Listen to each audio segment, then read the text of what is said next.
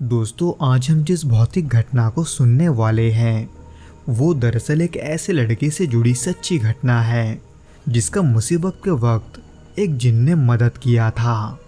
पर कैसे, ये हम आगे के वीडियो में जानेंगे। तो चलिए बिना किसी देरी के इस घटना को अशफाक के पॉइंट ऑफ व्यू से सुनते हैं, जिसके साथ ये घटना वास्तव में घटा था। लेकिन दोस्तों, इससे पहले कि हम इस वीडियो में आगे बढ़ें, आप प्लीज़ इस चैनल को सब्सक्राइब करके इसे अपने दोस्तों के साथ भी शेयर ज़रूर करना, क्योंकि हम ऐसे वीडियोस हर शाम 6 बजे आपके लिए लाते रहते हैं।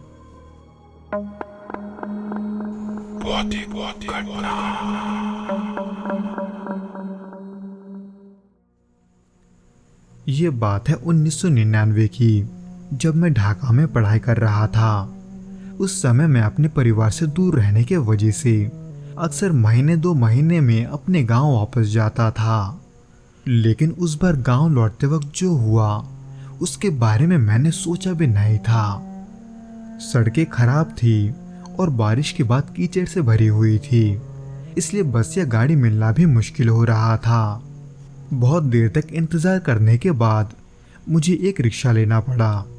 उस रिक्शे में मोटर न होने के वजह से गांव तक पहुंचने में और भी देर हो गया था। तब रात के करीब 9 या 9:30 बज रहे थे, इसलिए उस रिक्शे वाले ने मुझे गांव के बाहर ही छोड़ दिया, यानी कि वहां से लगभग मेरा घर 1 मील दूर था। जब उस रिक्शे वाले ने मुझे गांव के बाहर छोड़ा तब वहां मेरे अलावा और कोई नहीं था। हालांकि उस रास्ते से मैं पहले भी घर जा चुका था, लेकिन इतना देर रात को वहां से अकेले जाना, ये सोचकर भी मुझे घबराहट हो रहा था, क्योंकि उस रास्ते के थोड़ी ही दूरी पर एक आम का बागान था, जो कि इतना घना था कि दिन में भी उसके अंदर सूरज का रोशनी नहीं पहुंचता था। और उसके ठीक आगे हमारे गांव का पुराना कब्रिस्तान था। हालांकि मुझे आगे बढ़ने का मन तो नहीं था, लेकिन उस वक्त वहां खड़ा रहना भी मेरे लिए बहुत ही मुश्किल था, क्योंकि कीड़े मकोड़े की अजीब आवाज़ों को सुनकर मन और भी भारी हो रहा था। इसलिए मैंने हिम्मत करके अपना पैर आगे बढ़ाया। पर जैसे मैं आम के बागान की तरफ उतरा, वैसे मेरे पीछे से एक आदमी आकर ठीक मेरे आगे चलने लगा। वो कद काठी से अच्छा खासा लंबा था, जो फिलहाल सफ़ेद कपड़ा पहने मुझसे थोड़ा आगे चल रहा था। पता नहीं उसे ये कैसे पता चला, पर अचानक से उस आदमी ने मुझसे ये कहा कि डरो मत, मेरे साथ चलो। मैंने अभी तक उसका चेहरा नहीं देखा था, पर यह देखकर कि वो मेरी मदद कर रहा है, मैं उसके पीछे पीछे चलने लगा।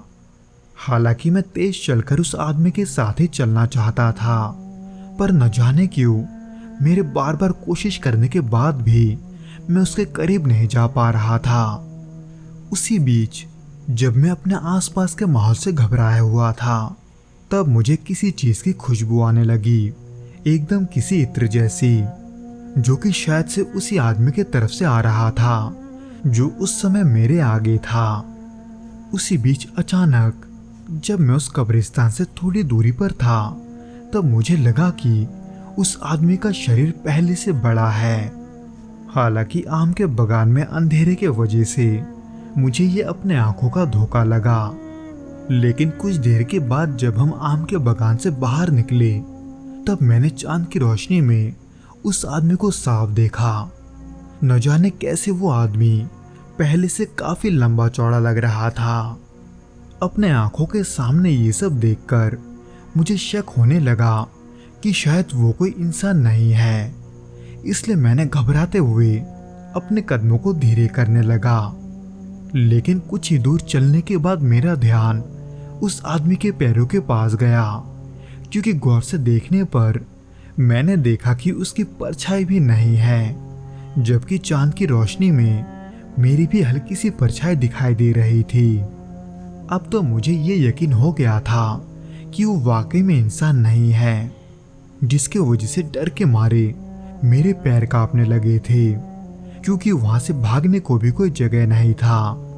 आगे कब्रिस्तान था, तो पीछे आम का बगान। डर के मारे मेरी हालत रोने जैसी हो गई थी। तभी उस आदमी ने मुझे थोड़ा तेज चलने के लिए कहा, क्योंकि मैं डर के मारे वाकई में बहुत धीरे चल रहा था। इसी बीच जब हम कब्रिस्तान तक पहुंचे तब वो धीरे धीरे कब्रिस्तान की ओर सटने लगा। लेकिन क्यों, ये तब मुझे नहीं पता था। मैं फिलहाल डर के मारे चुपचाप उसके पीछे चलता जा रहा था। तभी अचानक से वो आदमी एक मोड़ पर आकर रुक गया, जो कि उस कब्रिस्तान के अंदर जाने का रास्ता था। इसलिए वो बिना कुछ कहे उस रास्ते से होते हुए कब्रिस्तान के अंदर चला गया, क्योंकि शायद से उसे ये पता चल गया था कि मुझे उससे डर लग रहा है। क्योंकि इसके थोड़ी ही देर बाद जब मैं कब्रिस्तान के रास्ते अपने घर की ओर आ रहा था, तब मैंने उसी आदमी को कब्रिस्तान के आखिर में खड़ा देखा। पर ना तो वो मेरे पास आया और ना ही उसने मुझसे कुछ कहा। वो बस चुपचाप मुझे जाता हुआ देखकर वापस कब्रिस्तान के अंदर चला गया। हालांकि मैं सुरक्षित घर पहुंच गया था, लेकिन इन सब चीज़ों को अनुभव करने के बाद मैं उसके अगले ही दिन एक मौलाना के पास गया, ताकि पिछले रात की घटनाओं के जैसे दोबारा ऐसा ना हो। और वहीं पर उसी मौलाना से बात करके मुझे ये पता चला कि जिस आदमी को मैंने पिछले रात देखा था वो दरअसल एक पुराने मज़ार का जिन था, जो मुझे उस रास्ते में घबराया हुआ देखकर मेरी मदद कर रहा था। लेकिन उसके बाद से लेकर आज तक ऐसा दोबारा मेरे साथ नहीं हुआ।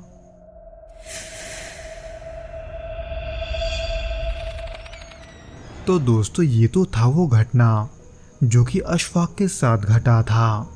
उम्मीद करता हूँ कि आपको ये पसंद आया होगा, और अगर आया हो तो प्लीज़ इस वीडियो को लाइक करके इसे अपने दोस्तों के साथ भी शेयर ज़रूर करना, और हमें कमेंट करके ये ज़रूर बताना कि आपको ये कैसा लगा।